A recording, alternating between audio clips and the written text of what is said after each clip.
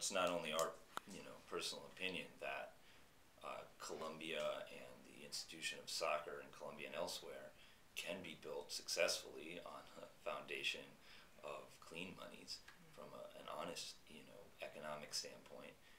But it's not just our opinion; it's what everybody in Colombia is really a part of that movement and has been for many years. So it's I do think that this story, we can't just say, oh, they could have done it with clean monies, because we know that Colombia didn't have that kind of economic power at that time to build an institution to keep those great players, to be able to draw coaches and players from Europe and from other areas in the Americas to really, create what we saw.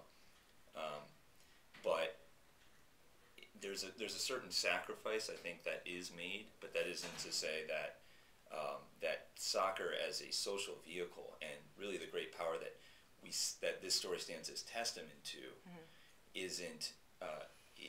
There's no reason why it needs to have that shortcut of narco monies involved in it. And I think that that's the choice that's been made in Colombia. Again, not just in soccer, but to sacrifice perhaps a little of that short-term glory, the influx of billions of dollars into the economy, because it simply is not worth it. And there's been great suffering, great violence, and many lives lost because of that, because that was tolerated, not just in Colombia, but around the world, and certainly here in the United States as the main consumers, particularly at that time. I think Europe was paled in comparison in terms of the actual money spent on cocaine.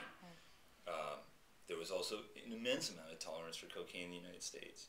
So everybody learned that lesson, I think, and this is a part of that story. And I also just want to add that I think it's important to not to not look at the entire institution of soccer at that time, the glory years of soccer and the phenomenon of narco soccer, and throw the baby out with the bathwater.